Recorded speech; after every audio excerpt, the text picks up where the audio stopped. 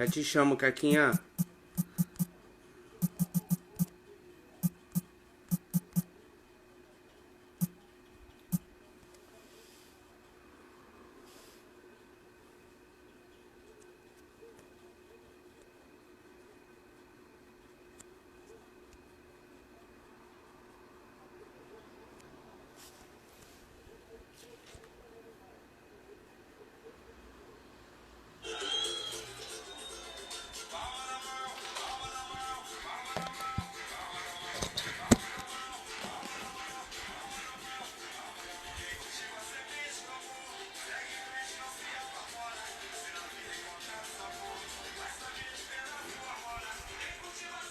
Boa noite. Estão me escutando bem? Boa noite, Mundo Makoto. Hoje é uma presença muito especial.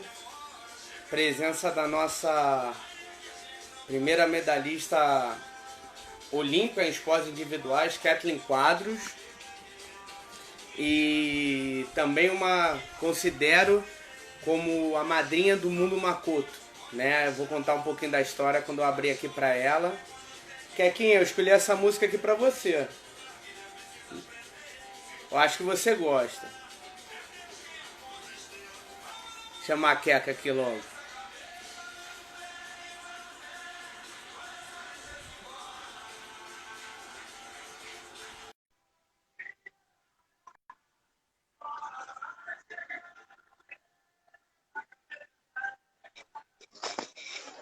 Olá, Quequinha, que saudade! muita saudade, tudo bom? Me escuta bem? Leão, sim, perfeitamente. Queca, deixa eu te explicar um pouquinho. Eu chamo a Kathleen de Queca. Vou tentar chamar de Kathleen porque eu sou um entrevistador muito sério. É o Quinta Pergunta, toda quinta-feira, 9 da noite. Eu vou explicar mais ou menos como é o programa, tá? É uma live mais enxuta, são 5 perguntas só. E que eu gosto de ir muito no mindset do atleta. Eu sou uma pessoa privilegiada, eu sempre falo isso. Eu tenho contato com grandes atletas, eu tenho contato ali com o estômago deles. Eu consigo perguntar e eu tive a oportunidade de fazer perguntas que eu sei que outras pessoas não têm. Então, tentar desvendar um pouquinho dessa sua mente, da sua competência, é mais ou menos esse o programa. E eu faço uma abertura mais ou menos contando um pouco da história de quem eu estou convidando e a relação que eu tenho com essa pessoa, com o Mundo Makoto. Então, a Queca, para quem não sabe, que isso para mim é um pecado. A Queca foi a primeira medalhista em esportes individuais, mulher, na Olimpíada. A Kathleen foi a primeira medalhista, consequentemente olímpica, mulher no judô. Ela abriu ali tirou ali, na minha opinião, uma nhaca que abriu uma porteira que todo mundo veio atrás. E como o tio Bruce falou, depois que a gente faz a primeira vez, as pessoas, era fácil, mas até alguém fazer, tem que ter pessoas fora da curva como você. E a Queca,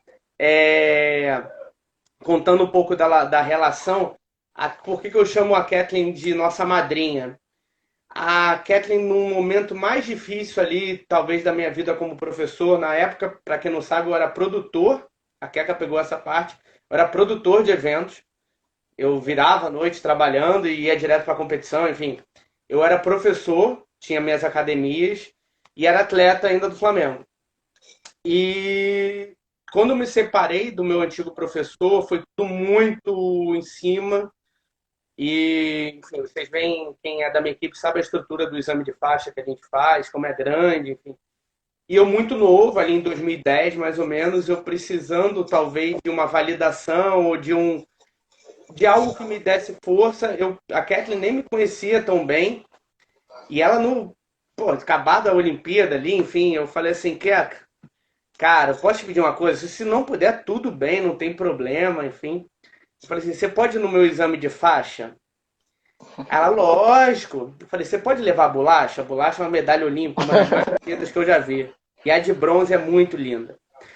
E foi de Pequim, né? Aí ela falou pra mim, posso. Aí eu ainda falei assim, ainda tem mais um míssil para dar, né? Aí eu falei assim, Queca, é domingo, 9 da manhã. Ela falou, vou. E ela foi. Enfim, a partir dali eu olhei e falei assim, cara, eu não tenho, vou ser um eterno grato, porque hoje seu mundo Makoto tem essa confiança, cresceu tanto. Você, não sei nem se você acreditava lá atrás, mas você me deu essa. Você estendeu a mão para mim, para vocês terem noção. O Bruce e o Vitor, o professor Igor, eles eram faixa laranja ainda, garotos. Os meninos eram crianças ainda. E eu começando ali sozinho, ela me deu essa mão. Então, Keka, primeiramente, muito obrigado em meu nome, em nome de todo mundo Makoto. E eu nunca vou esquecer isso, você sabe disso, faço questão sempre de falar que você abençoou o trabalho lá quando começou. Agora, se você quiser se apresentar aí para os pais ou para os seus seguidores também, fica à vontade. Boa noite, tio Leão, Juliano, né? É sempre um prazer, todo meu. Primeiro eu vou me apresentar aqui, né? Boa noite a todos. É, Quem não me conhece, eu sou a judoca Kathleen Quadros, me tornei a primeira mulher a ganhar uma medalha olímpica em esporte individual, no feminino. E tudo isso aconteceu de forma, assim, muito linda na minha vida. Foi em questão de, né, não foi sempre um sonho, tanto meu quanto dos meus professores, mas nada planejado, porque o sonho era a Olimpíada, então não importava em qual ciclo seria. Então, estar preparada para essa oportunidade foi uma das melhores oportunidades que eu pude ter. Estar pronta para quando a oportunidade surgir, aproveitar essa oportunidade. Então, sempre tive professores tipo tio Leon, né, que sempre foram super criativos, sempre acreditaram no meu sonho, né, sempre foram parcerias dos meus pais, né, porque quando eu não estava no colégio, eu estava lá no judô. Então, essa parceria na educação, na oportunidade, ela é junta, ela é conjunta, então eu sempre tive professores que acreditaram muito no meu potencial e escolhi uma modalidade que sou extremamente apaixonada, que para mim é uma lição de vida, onde me oportunizou conhecer, assim, né, pessoas maravilhosas como você, que vou levar para o resto da minha vida, né, como conquistas, né, coisas que a gente aprende, talvez, né, que alguns pais tentam no conselho, o judô, através do judô, eu pude vivenciar isso e aprender tudo na prática, né, a dividir, a conviver com as diversidades, né, a superar os obstáculos, seja ele de qualquer fonte, sempre estar focado no que a gente quer, né, focado, o que eu digo é você enxergar, ter direção, saber como ir, com quem ir. Então, eu sempre tive professores que me facilitaram, né, nessa caminhada, um apoio incondicional da minha família, de amigos, pessoas incríveis na minha vida. Então, a minha carreira é recheada de caridades, caridades que eu digo de pessoas que sempre, né, me ajudaram e sempre estiveram comigo nos momentos que eu mais precisei, assim como você, tio Juliano. Vai falar de Leon, tio Juliano, chama o que você quiser. E aí, e assim, né? É um resumo bem breve. Sou natural de Brasília, meus pais são cabeleireiros, né? Então a maior parte das minhas competições era dia de sábado, então sempre estava acompanhada de amigos, do professor para me acompanhar nas competições, mas eles sempre me apoiaram da melhor forma possível. Por exemplo, né? Geralmente um final de semana você quer sair, né? Fazer um churrasco, alguma coisa do tipo. Os meus pais não, eles estavam comigo nessa competição, nos meus treinamentos, nos dias de férias, eu sempre estava treinando, né? Na época era em Baços, a gente ia fazer treino de verão, então até nas férias eu queria treinar judô. Isso, então até nas férias eu também treinei judô. Então tem uma família, né, que me apoiou nisso, um professor que sempre acompanhou, principalmente do início. Então, comecei em Brasília. Quando terminei meu ensino médio, tive que escolher, né, ou seguir só uma carreira acadêmica, ou ir para algum lugar que me oportunizasse toda essa estrutura. Foi quando fui para o Minas Tênis Clube, né? Na época, meu sensei Robert, que até está aqui com a gente, de Brasília, viu que se a gente realmente quisesse seguir essa carreira do esporte, que em Brasília a gente não tem um clube, né? A gente tem mais academia que treinava 3 vezes na semana. A nossa parte física era bem ao ar livre, corrida, corda, paralela, assim. E fui para o Minas Tênis Clube, onde me oportunizou, né, toda essa estrutura, né? Se eu precisasse da parte do médico, nutricional, psicológica, tudo isso eu tinha dentro de um clube, né? Então, acreditar no meu potencial, foi onde eu recebi minha bolsa de estudo também na faculdade. Então, tive toda essa assistência que me permitiu sonhar nesse caminho. E ter essas pessoas incríveis do meu lado, assim, foram fantásticos. Eu acredito até ser um privilégio, assim, para mim. Então, resumidamente, essa é a minha história. Comecei na natação, conheci o judô através da natação no caminho. Até então, na época, quase não tinha mulheres treinando, então eu não sabia. Minha mãe me colocou na modalidade achando que eu não ia passar de uma semana. Aos 12 anos, né, comecei aos 7, mas aos 12 anos comecei a competir. E desde então, essa paixão pela modalidade é o que a coisa mais realizadora na parte do judô, né? Que é passar toda essa caminhada, todo esse aprendizado, todas as oportunidades que eu vivi, eu consegui através do esporte, né? As minhas experiências foram através da modalidade que me proporcionou conhecer o mundo todo, culturas diferentes, várias janelas de oportunidade que talvez, né, pelo caminho natural somente acadêmico seria mais trabalhoso, mas eu sou muito grata por isso e como você disse, né, da primeira das mulheres, então fico muito feliz por fazer parte, né, dessa história do judô feminino, que na época, se a gente for levar em consideração a Rose, né, que é técnica do Flamengo, né, que também já cresci, eu não consigo parar de chamar ela de tia Rose. Ela também, se você olhar gerações dessas mulheres que começaram, se pensar que o judô feminino começou, né, em competição ser liberado em 82, em 2008 foi muito pouco tempo. Então, eu sou muito grato com as guerreiras que iniciaram nessa caminhada e proporcionar, fazer parte dessa história do judô e mudar a cara do judô feminino, que a gente realmente só precisava dessa oportunidade, né, para mostrar todo o trabalho. Então, de forma bem resumida, me apresentei. Quequinha, só mais um detalhe, a Queca hoje ela fez já 2 lives, está fazendo mais uma live que eu pedi para ela, que o nosso programa é quinta-feira, né? O Quinta Pergunta, então obrigado, deve estar bem cansada, mas enfim, não podia deixar de. É o que eu falo muito, eu estou conseguindo trazer no programa várias pessoas com histórias sensacionais. E a sua história, como dessas pessoas, são histórias que a gente tem que contar e contar e recontar, porque é o tipo de história que muda vidas, entendeu? Então, o exemplo que você deu, até comeu um pouco a minha primeira pergunta aqui, que eu vou perguntar, mas tem que ser repetida e repetida e entrar na cabeça das pessoas. Que quando vê a medalha no peito, não imagina o que já se passou para você chegar até ali, né? Então, Quequinha, a primeira pergunta tem essa sua ida, o Renan, eu sei bastante história, mas o Renan, que é um dos meus assistentes, ele que faz a cabeça, ele pega um resumo da sua história e me dá com os números, e aí eu crio as perguntas em cima disso. E, enfim, você nasceu em Ceilândia, Sim, que uma é cidade uma cidade satélite. satélite, né? Isso. E começou treinando no SESI, enfim, como foi esse Sim. início? É uma cidade de poder aquisitivo mais baixo, né? Ceilândia, e com pouco recurso para se manter treinando. E como foi o seu início? Você já teve resultados? Você demorou para ter resultados? E sua família te apoiou incondicionalmente pelo seu sonho? Tá? E essa história da natação do judô foi sensacional, que eu li em outra entrevista. Te matricularam na natação, só que você faltava, né? E não sabiam porque você faltava, você estava no judô, fugia e ficava assistindo o judô, né?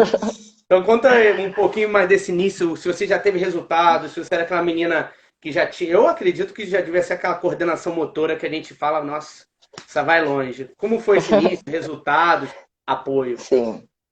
Apesar, né, assim, de morar numa cidade satélite, né, que é considerado pessoas mais vulneráveis, sim, eu tive uma infância incrível. Eu pude brincar na rua, subir na árvore, subir no muro, subir. Então, eu tive essa oportunidade de poder brincar e se a gente for pensar, né, a Ceilândia ela é muito grande, ela tem mais de 500 mil habitantes, então tem diversas realidades, tudo junto ali, né?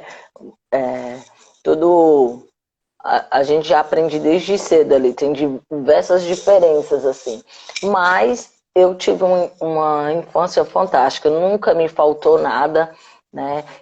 Não teve luxo, mas nunca me faltou nada, nunca passei nenhuma necessidade. Acredito que minha família sempre, né, principalmente as mulheres batalhadoras muito, se passou eu não percebi, elas não deixaram eu perceber, né, tamanha correria, né, tamanho E o esforço. espírito delas, que esse próprio espírito passou para você, né? De guerreira. Com certeza, elas são muito guerreiras, né, à toa que são as minhas inspirações, né, quando as pessoas perguntam seus ídolos, né, no judô a gente tem a oportunidade de treinar com os nossos ídolos, mas a minha inspiração maior é minha família, né, algumas pessoas convive, mora com suas famílias e não consegue ver o tamanho do gigante que tem do seu lado. Eu acho que por abrir mão da minha família, né, muito cedo para treinar, eu consegui ter, em especial, as pessoas mais próximas, né, aprender com esses gigantes do meu lado. Então, já venho de uma família guerreira, meus pais são separados, né, se separaram quando eu tinha 3 anos, minha mãe casou de novo com o pai da minha irmã, né? Tenho 2 irmãs e morava com a minha avózinha, todo mundo junto. Então eu tive também um contato com os meus avós, muito próximos. Os avós também, por parte de pai, também morava na mesma quadra. Então eu sempre tive contato com toda a minha família, assim. Que é um luxo nos dias de hoje, né? Então, o fato da minha mãe me ter nova, né? Minha mãe me teve com 21 anos. Então, eu tive o prazer de poder brincar com os meus avós. Eu ia andar de bicicleta, eram meus avós que ficavam me olhando na rua, eu andar de um quebra-mola a outro. Então, comecei no colégio, né? O colégio eu sempre fui uma criança muito ativa, sempre gostei de brincar. Eu vi os meus tios jogando vôlei na rua, jogando bola, então sempre estava ali de olho. E aí minhas professoras do colégio falaram para minha mãe, sugeriram que me colocasse em alguma modalidade. Até então, né, como toda criança, é uma piscina, eu quero nadar, tarará. E aí minha mãe me inscreveu na natação, gostei. Quando foi começando na parte que, nos dias que ficava frio, eu já não sei se eu gostava tanto, assim. O inverno foi um dos melhores amigos do judô, pelo que eu escuto, sabia? O inverno é um grande amigo do judô. Pode continuar. E aí, eu nunca faltei à natação, eu nunca faltei, porque o SESI abriu uma oportunidade de um projeto social, né? Então, a gente pagava mensalidade, tipo, né, um valor acessível, se eu não me engano, a mensalidade na época era R$ 15, e aí comecei a fazer natação. E eu conheci o judô na natação, ver as crianças brincando, o professor, né, sempre falando outra língua, contando em japonês, não sei o que lá, e eu achava aquilo super interessante. E aí eu comecei a chegar em cima da hora da natação, só que minha mãe sempre me deixava umas meia hora antes de começar a natação, e o professor começou a estranhar quando eu comecei a chegar em cima do horário. Eu falei, professor, é porque eu estava assistindo o judô. E aí o professor de judô via que eu era mais presente do que os próprios alunos de judô de assistir, ele me convidou, não quer fazer uma semana teste? E assim, eu gostei muito da ideia, pedi para minha mãe se eu podia fazer uma semana de judô teste. E aí, a princípio, ninguém sabia, né, o que era a modalidade judô, se tinha chute, se tinha murro, se era projeção, se não era. E aí eu lembro do meu avô falando, não, minha filha, minha neta não vai fazer isso não, né? Que eu não entendia do judô. Só que sempre muito na brincadeira, minha mãe sempre me deixou fazer tudo. Se tinha corrida, marotinha, corrida dos reis, que em Brasília é super tradicional. Eu corria na corrida dos reis, eu fazia marotinha. Eu até desfilei, porque quando eu era pequenininho, eu era comprida e bem magrinha, então eu desfilava também. Eu fazia de tudo um pouco, assim, eu adorava. A minha mãe sempre deixou fazer tudo. E aí eu comecei a fazer o judô, e aí me apaixonei, assim, gostei demais, mas Levava também não... jeito no início, não? Ah, não sei, eu acho que sim. Ah, Eu acho que sim, porque diferente, né? As mulheres desde pequenininha já são bem tinhosas, assim, né? Já são bem ali, que os menininhos desenvolvem ainda mais estão rápido. se desenvolvendo. Então, não tinha muitas meninas. Então, eu já conseguia treinar com os meninos de igual para igual, porque depois que eles crescem, né? Ganha toda aquela... Hormonal. Isso, e aí que muda. Mas antes disso, o feminino é muito forte quando novinho. Então, eu achei que sim, que não sei, meu professor talvez pode dizer melhor, mas eu acreditava assim, eu me sentia habilidosa assim, na maioria das coisas que eu entrava, assim, né? Algumas. Pelo que você fala, eu acho que o que você fizesse, escolhesse para fazer de esporte, você seria bem sucedida. Até porque eu te conheço fisicamente, já botei a mão no seu kimono, nas suas valências. Você é uma pessoa que tem uma coordenação que, enfim, não é só do judô. Eu acho que o que você escolhesse praticar, você conseguiria chegar no topo da modalidade. Mas nas primeiras competições, você teve resultado? Você ficava muito nervosa ou tranquilo? Sim.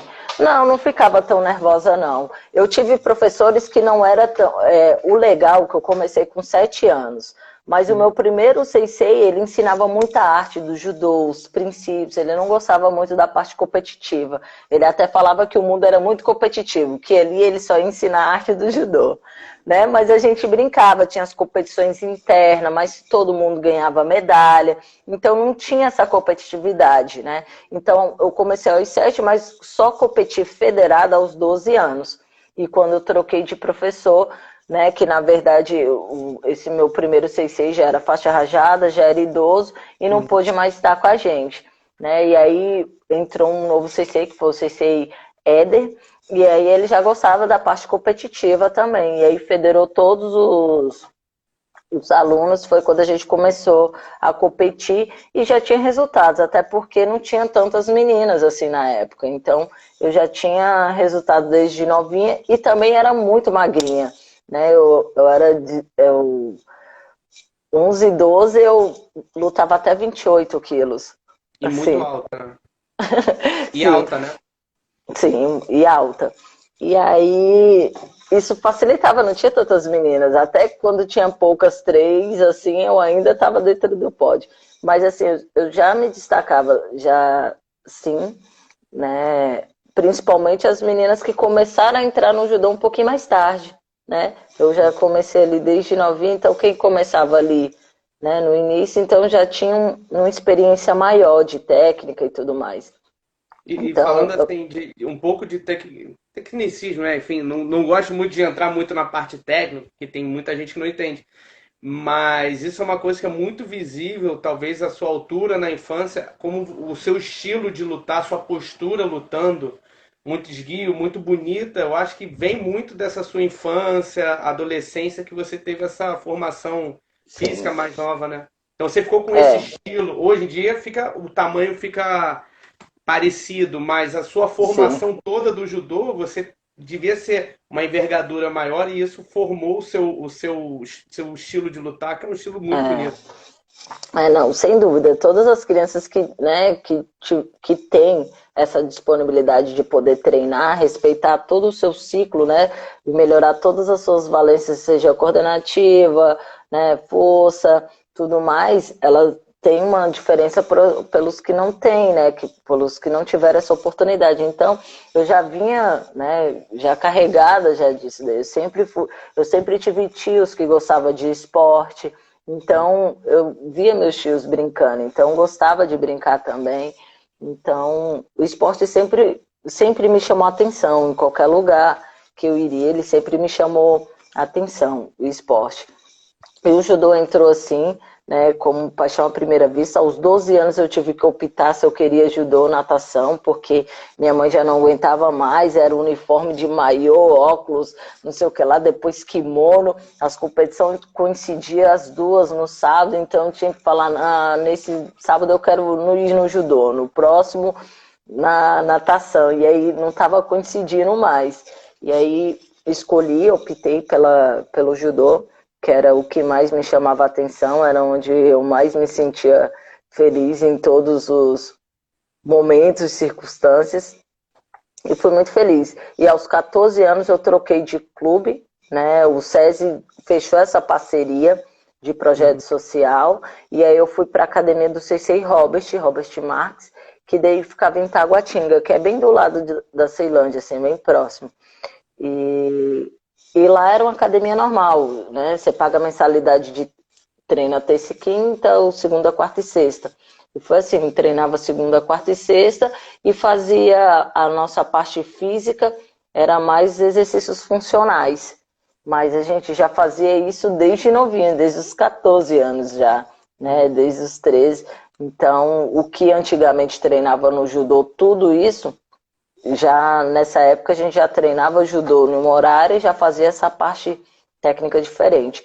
E o legal foi que eu sempre tive professores incríveis, é que nem eu estou falando, independente da estrutura, sempre acreditaram que eu tive potencial e me incentivaram a acreditar nisso também.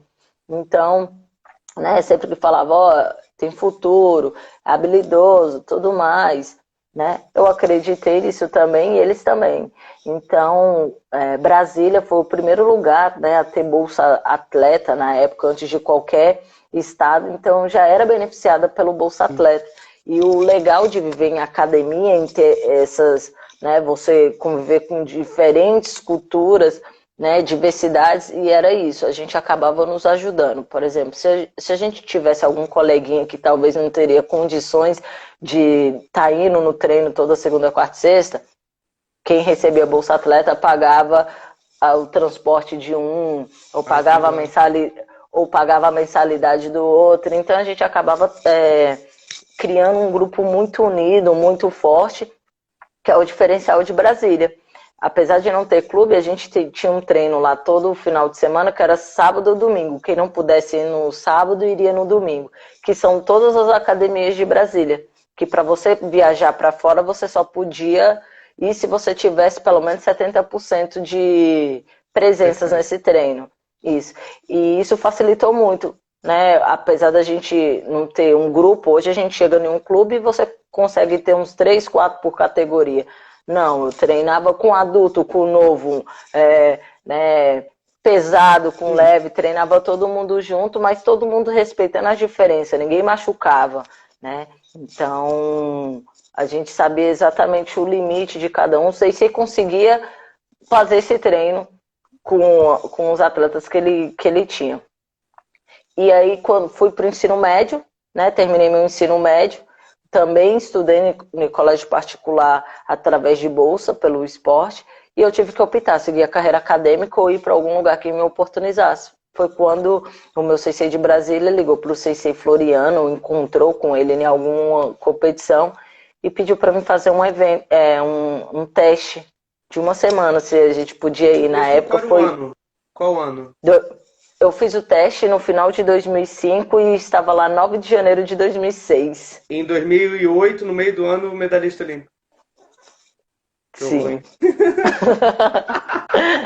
Essas histórias são demais, né, cara? E aí foi muito legal, porque daí minha mãe falou que eu poderia ir, né? Mesmo com o coração apertado, mas ela viu que aquilo era o que eu mais queria, era um sonho meu.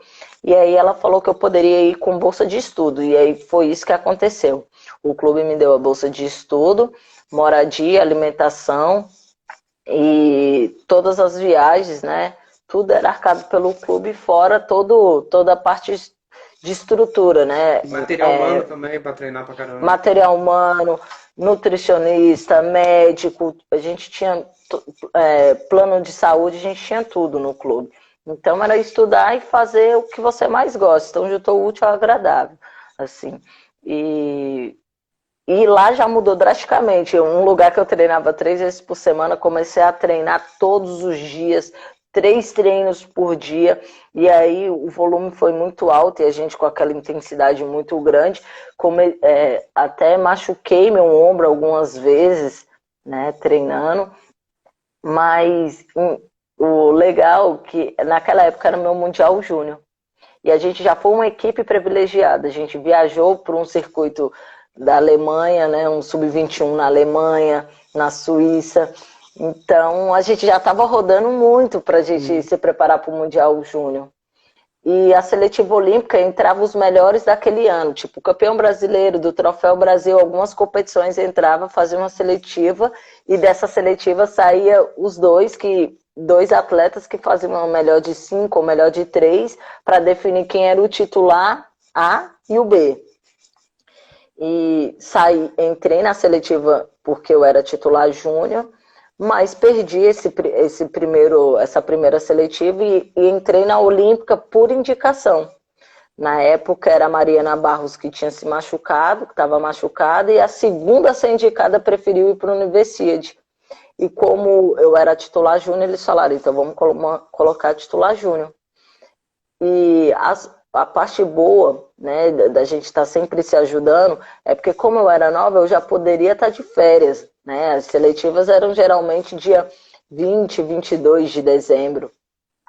Só que a Eriquinha, né, que também era atleta da seleção brasileira de judô, que começou comigo em Brasília, já estava na equipe sênior, já estava dentro da seletiva, então não viajei, não voltei para casa de férias e fiquei treinando com ela. Ajudando ela. Ajudando ela e todos os atletas que estavam dentro dessa seletiva. E recebi a indicação na terça-feira e ia lutar no sábado. Fiz final na seletiva, no final de 2007. Em fevereiro de 2008 eu estava garantindo a minha vaga olímpica, né? Saiu eu e a Daniele Zangrando, que na época tinha acabado de ser campeã dos Jogos Pan-Americanos de 2007. E diferente... E a dona da categoria durante muito tempo, não? Não, todo o ciclo. Foi a primeira medalhista mundial mulher também, feminina. Né? Foi a primeira mulher a ganhar uma medalha. Sim. Era uma adversária... O que acabou de falar uma coisa, você é tão especial que você desconfigurou completamente o quinta pergunta. Mas tudo bem, você pode tudo e está sensacional. Só para as pessoas que não conhecem, a Dani, ela muito nova, chegou no Mundial, foi medalha de bronze, depois eu acho que ela pegou 3 Olimpíadas seguidas. E a Keka, isso era uma das perguntas, né? Que eu acho que culminaria se deixar você chegando na Olimpíada já. Né? Então eu vou só introduzir a pergunta no meio. Você muito nova, disputando a vaga com alguém de nome gigantesco na categoria, você ali 2 anos se acostumando com a vida ali realmente profissional, apesar de você ser uma mini profissional desde que você começou a contar a sua história, mas a vaga cai para você, como você veste isso? Por que eu faço essa pergunta? Eu quero saber quando você, é uma pergunta que eu amo fazer, eu sempre faço aqui. Quando você se viu uma atleta de nível mundial A, uma atleta diferenciada, uma atleta que poderia vir a ser uma atleta olímpica, não quando você recebeu a medalha ou quando ganhou, quando foi que você, antes ou às vezes ou depois, você vestiu e falou assim, não, eu sou um old class, eu sou uma atleta de nível... Onde foi que você lembra? Ou foi muito natural, você ganhou uma vaga, estava na Olimpíada e nem tinha se tocado disso? Não, comigo foi sempre muito natural. Eu nunca classifiquei, sabe? Nunca tive nível, tipo, né? Tipo, agora eu sou em nível nacional, agora eu tô em nível internacional, agora eu tô... Não, eu sempre confiei muito em mim, sempre me achei habilidosa, sempre confiei assim, nos que os professores me diziam, tipo, que eu era boa, que eu era habilidosa, né, que se eu me esforçasse os resultados viriam, então sempre me apeguei nisso, nunca classifiquei, né, e eu acho que o legal disso tudo é justamente não ter classificado, que eu fui medalhista olímpica antes de ser campeã brasileira, né, antes de ser campeã pan-americana. Então, se a gente for ver, a maioria das pessoas, elas projetam, né? Você tem que passar por isso, você tem que ser campeã regional, brasileira primeiro e depois. Isso é um caminho natural, mas você se prender a isso, não. Então, o caminho ele está aqui, as oportunidades estão acontecendo e você tem que estar preparada para elas. Então, eu nunca pensei, nunca me toquei nisso. Agora eu estou em nível, até porque quando eu ganhei a minha medalha olímpica, eu ainda estava em formação. Né? Meus golpes ainda estavam sendo lapidados pelo Sensei Floriano na época.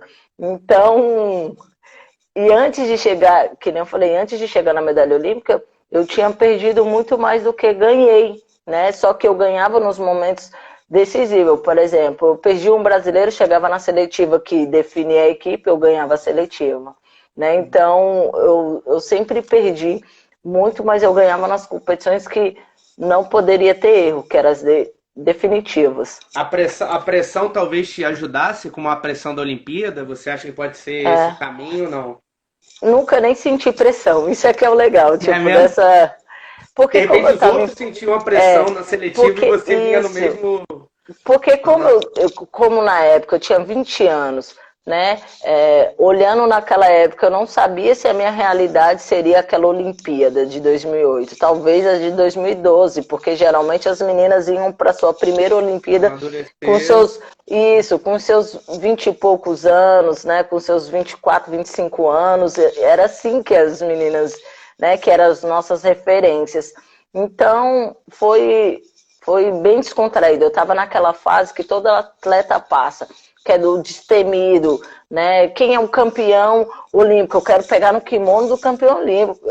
Né? Se eu puder jogar, então vai ser incrível. Então eu estava nessa fase do destemido, porque a gente vai passando uma experiência na nossa carreira e você chega nesse momento que você faz essa transição de novinho, do destemido, de que eu sou bom, de que eu sou tudo, e depois você começa a sentir o que todo mundo sente, né? Você começa a sentir medo, você começa a ter ansiedade, então esses controles... Os mentais, né, das derrotas. Então esses controles, né, mentais, ele é muito importante, porque é o que ele define na hora que você está dentro do tatame. Não é à toa que você vê muitos atletas extremamente ótimos, super habilidosos, mas não consegue, né? Trava ali um pouco o momento. Então essa atitude, ela é muito importante. E eu tive a felicidade de viver ela na Olimpíada, justamente na época que eu não tinha responsabilidade nenhuma, né? Nesse sentido, a minha responsabilidade era treinar, me dedicar muito e ao máximo. Agora, com resultado, a gente não tinha, né? Quem é mais jovem não tem essa pressão por resultado, ele tem em se preparar. E essa responsabilidade toda na época era da Dani. Ela que era atleta experiente, tinha passado por diversas Olimpíadas, tinha acabado de ser campeã dos Jogos Pan, né? Então... Uma campanha incrível, né? Uma campanha histórica do judô feminino, que foi talvez ali... oficialmente a virada de chave, né? A virada de chave veio anterior, mas quando começou a aparecer na mídia mais o judô feminino, ter mais valor e os resultados. No fato é que quando eu ganhei a minha vaga, eu saí numa chave muito forte. Eu fiz uma quartas de finais com a campeã olímpica da época, que era a alemã, né? Ganhei de pom dessa alemã, mas eu não tinha noção nenhuma que seria um campeão, né? Quanta experiência, o quanto bom ele poderia ser. Então... Mas isso eu te perguntar, na Olimpíada, onde você... não sei nem pelo que você está me contando, se a ficha chegou a cair, talvez no pódio, ou em qual momento você veio e falou assim, opa, vai dar. E em qual momento você teve que... se existiu esse momento e falar assim, espera aí, vamos voltar, entendeu? Esse momento que, às vezes, essa proximidade tira a gente do norte ali da competição. Quando você teve esse momento, você falou, opa, vai dar, e ao mesmo tempo você fala, opa, diminui aí, vamos continuar. Ou não, você só foi ver isso quando acabou e a juventude levou tudo. Eu não tive nem tempo para pensar nisso daí. As coisas estavam acontecendo muito rápido, o treino estava um atrás do outro. Eu lembro que a Dani, que mesmo eu garantindo a minha vaga em fevereiro, eu não me senti confortável em me preparar para a medalha, né? Que daí você muda o treino e começa a treinar, né, para os possíveis adversários. Como a Dani era uma atleta super experiente, eu pensei, eu tenho que continuar treinando até o dia dessa convocação, porque senão o pessoal pode inventar alguma seletiva, né, devido à experiência dela, devido a ela ter ido bem todos aqueles anos, né, os 3 anos antes da Olimpíada, e eu fui melhor, né, no último ano. E o critério era esse. Então, me mantive me preparando o tempo todo, como se eu não tivesse garantido a vaga. A escalação ia sair 2 meses antes da Olimpíada, e quem fosse melhor nessas competições de fevereiro já sabia quem estava dentro e quem não estava. Então, pelo critério, eu já tinha conquistado a minha vaga, mas em respeito à minha adversária, que talvez ela poderia solicitar, né, uma seletiva, alguma coisa do tipo, eu me mantive preparando, me preparando como se ela não fosse até o dia da convocação. Eu só, né? Acreditou ali quando tivesse mesmo. Eu só comemorei a vaga realmente no dia da convocação e que saiu a convocação. Mas o treino continuou duro, continuou firme e forte. Então, todos esses treinos que eu participei, né, internacionalmente com essas adversárias mais experientes, eu apanhei tanto que as meninas ficavam olhando para outro lugar para fingir, não, para ela, com medo de eu me sentir mal. Mas eu nem percebia que eu apanhava tanto, porque eu levantava e pensava no que eu tinha que fazer, no foco em jogar. Então, às vezes eu caía muitas vezes, mas eu nem percebia isso, porque o foco estava sempre em querer acertar o meu golpe, né, ter um tempo melhor, em querer jogar. Então, meu foco sempre, todos os meus professores fizeram isso comigo, no que eu precisava fazer. Então, acabou que eu não me distraí com as coisas que eu não poderia mexer, por exemplo, que nem apanhar muito no treino. Às vezes você sai frustrado. Eu já saí, eu quero a revanche, eu quero o outro, e vamos treinar de novo, e vamos treinar de novo. Então, isso é muito legal. Que é uma coisa que quando você é novo, você tem noção que a pessoa tem mais experiência, mais técnica, mas você não se entrega, você pensa, uma hora eu vou jogar. Então, naquela época era só esse o pensamento. Eu não tinha experiências para me poder avaliar igual a gente está avaliando aqui agora. Agora você pode achar isso porque a gente viveu experiências e consegue isso. Mas quando a gente é novinho, tudo é experiência. Então você não tem com que avaliar. A dimensão do que está acontecendo. Isso. Então você não compara nada. Tudo para você, toda experiência é uma janela de oportunidade. Então você vai aproveitar essa janela. Então quanto mais janelas você puder vivenciar e aprender com ela, é super importante. Então eu apanhei muito, mas eu nem percebi. Eu só lembro o tanto que eu queria jogar, o tanto que eu queria acertar um golpe perfeito. Então, eu sempre estava lá na adversária. Mas quando você percebeu, quando foi que você acha que falou assim, opa, não sou mais a menina que vai ficar brigando. Agora as pessoas querem treinar comigo, querem me bater, essas meninas mais novas. Você tem algum momento que você lembra que fala assim... eu lembro disso só depois da medalha, né? Porque antes disso é igual como qualquer atleta que está crescendo em ascensão, tipo assim, nossa, é esperto, é habilidoso, nossa, como ele está indo bem. Então você não leva em consideração as perdas, você só vai levando em consideração as conquistas. Nossa, ele foi bem nessa competição, né? Você não pega um atleta novo e fala para ele, nossa, ele perdeu o torneio início. Não acredito, não tem isso com um atleta novo, você não cobra experiência dele. Agora, com um atleta que já é experiente, você fala, né? Com o atleta novo, você só parabeniza a crescente. Então, depois que ele já cresceu e se posicionou, né, nas conquistas dele, que as pessoas ao redor, né, justifica ele de não perder nunca mais para os outros, né? Por exemplo, o cara foi campeão brasileiro, nunca mais ele vai poder perder para atletas em um campeonato regional. Isso, no campeonato regional, porque ele já é nível nacional. Então, isso é muito de fora. Né, as pessoas que estão dentro, né, principalmente a gente atleta, a gente sabe o quanto a gente luta com aqueles adversários, a gente sabe o quanto é duro, né, quanto às vezes foi por um detalhe, às vezes foi um pouquinho a mais de vontade. Então, antes da medalha eu não senti nada. Não foi à toa que quando as meninas faziam reunião com o Ney, né, que é o gestor da época e é até hoje, sempre conversando sobre adversários, sobre resultados, sobre possibilidades. Eu era nova, era como um atleta espertinha, tipo assim, nossa, é habilidosa, mas no fundo eu acredito que as pessoas acharam que eu ia ali adquirir uma experiência que seria uma grande promessa para o próximo ciclo, né? Garantir minha vaga, mas eu não sei se acreditaram tanto na medalha quanto eu, por isso que ficaram tão surpresos, mas eu, minha família que estava ao redor, né, que eu sempre sempre sonhei isso, eu achava que eu tinha condição. Não foi à toa que... Eu lembro da Olimpíada, é engraçado. A Olimpíada para o judoca é uma Copa do Mundo para quem não acompanha, né? Judô. É uma coisa que eu lembro muito dessa Olimpíada. Você é muito nova, ainda não com o nome que você tem hoje, mas você vinha com aquele brilho que a gente fala, o brilho de campeão. E a sorte de campeão. As coisas estavam todas acontecendo. Até quando você perdeu, eu não lembro exatamente os detalhes, mas eu lembro que eu falei assim, não, se voltar, vai até as cabeças. Então, naquele dia da Olimpíada, você estava com esse brilho. Não sei se você está entendendo. Quando você olha para a pessoa e fala assim, tá com um brilho de campeão. E naquele dia eu vi isso. E conta um pouquinho da trajetória já na Olimpíada. Você ganhou a vaga, o dia da Olimpíada. Sim. Porque daqui a pouco eu tenho 13 minutos. 11 de agosto, né?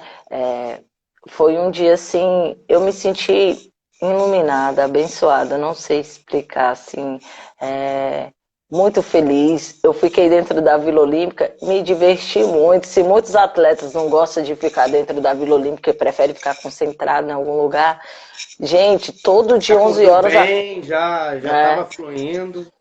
Todo dia, 11 horas, a Rose tinha que chamar eu e a Mayra lá na sala de jogos, que a gente não saía da sala de jogos da Vila Olímpica, a gente tirava foto com o mascote, eu aproveitei tudo da Vila, né? Eu treinei muito, mas eu não senti a necessidade de ficar foco total, concentrado. Tem alguns atletas que acham isso. Eu aproveitei muito. Para mim, a Vila Olímpica estava que nem um parque de diversão.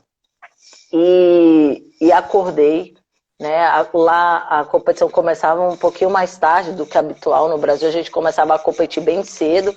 Lá começou 11 horas, então já achei um bom horário para mim, porque eu gosto de dormir um pouquinho a mais. Então a competição começar às 11 horas foi perfeito para mim, né? Consegui acordar bem, né? Pesar, tomar meu café, voltar, arrumar tudo direitinho, chegar com 1h30 de antecedência.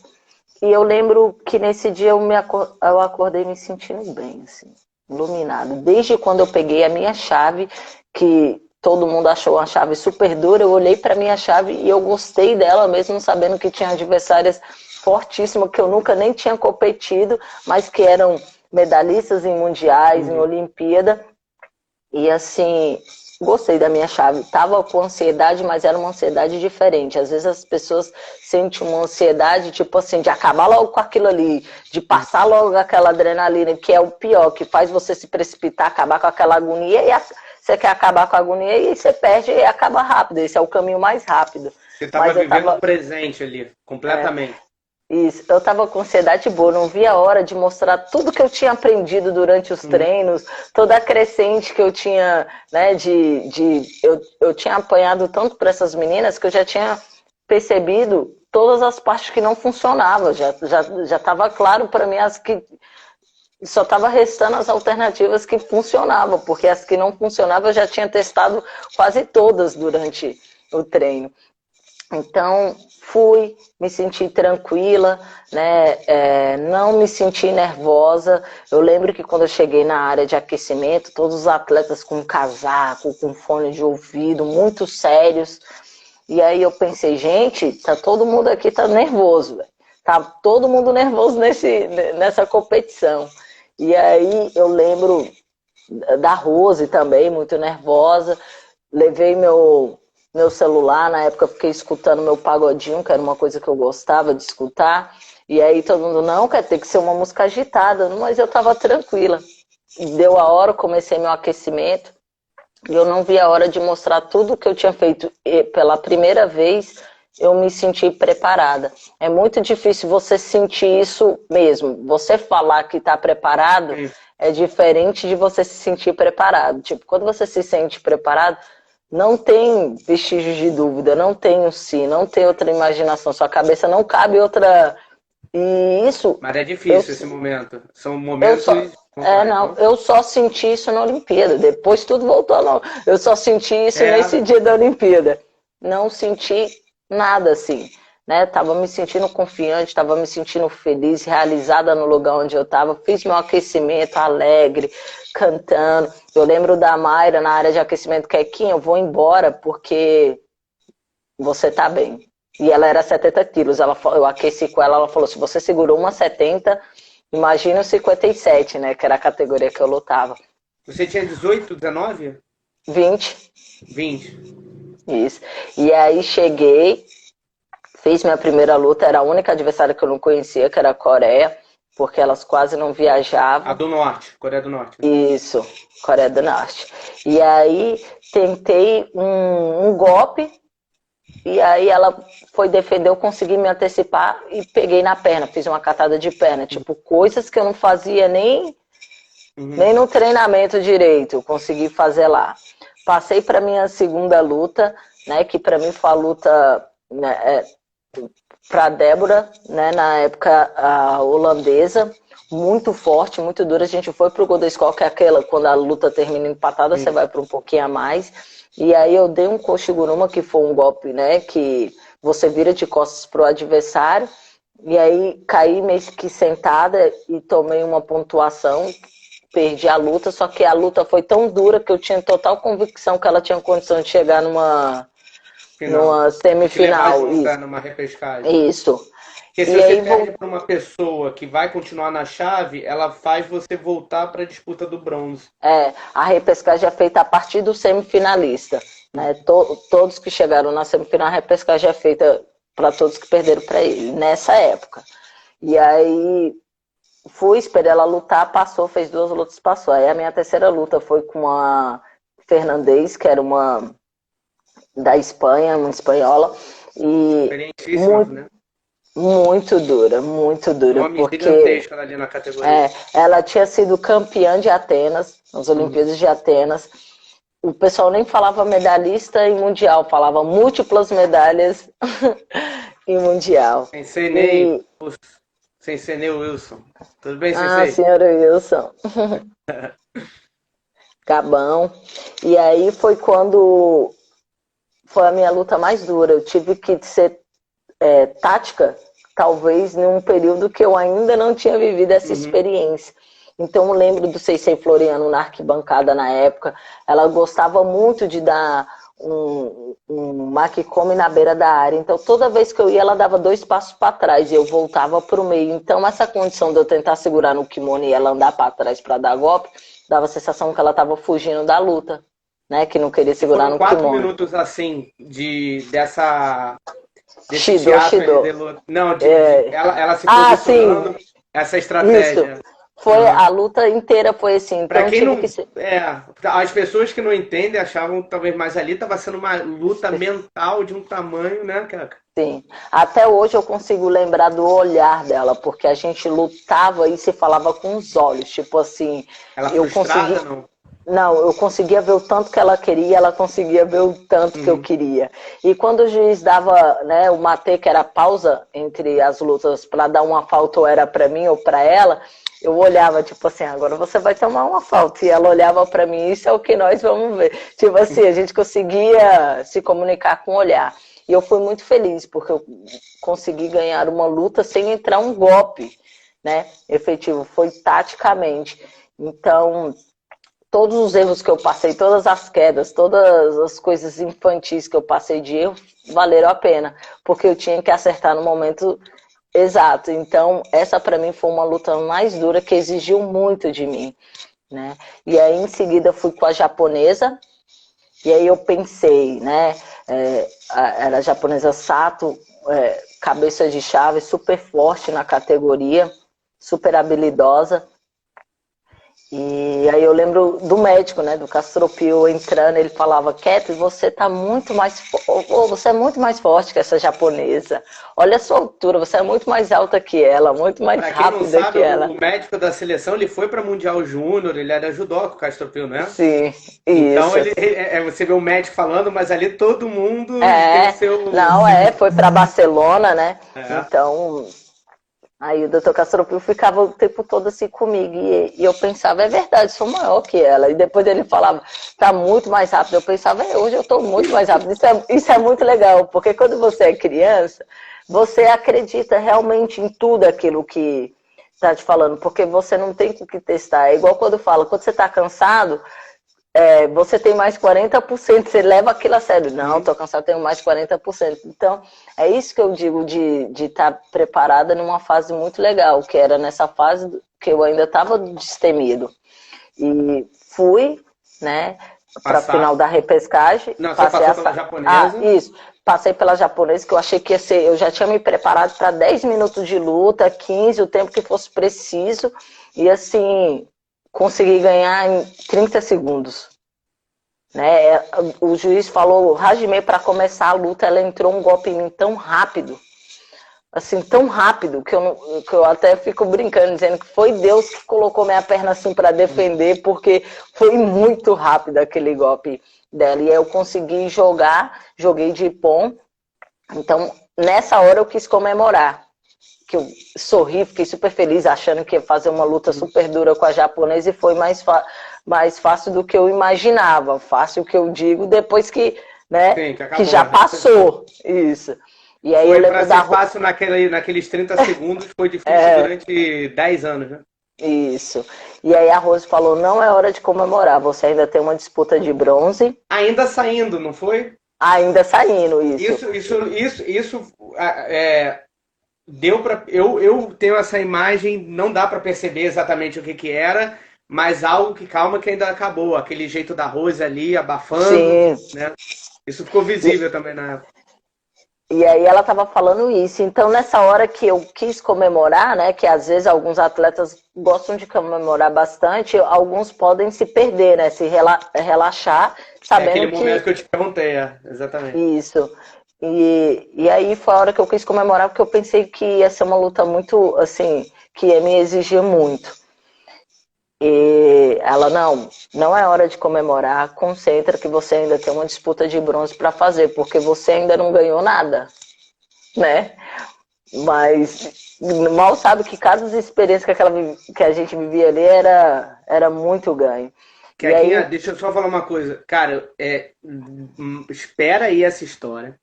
A gente vai ter que reiniciar porque tá acabando. A gente parou na final da repescagem, só pra você terminar essa história pra mim. É uma história sensacional. Eu vou fechar, vou abrir de novo, todo mundo entra, tá? Porque essa história é de filme, né, Keca?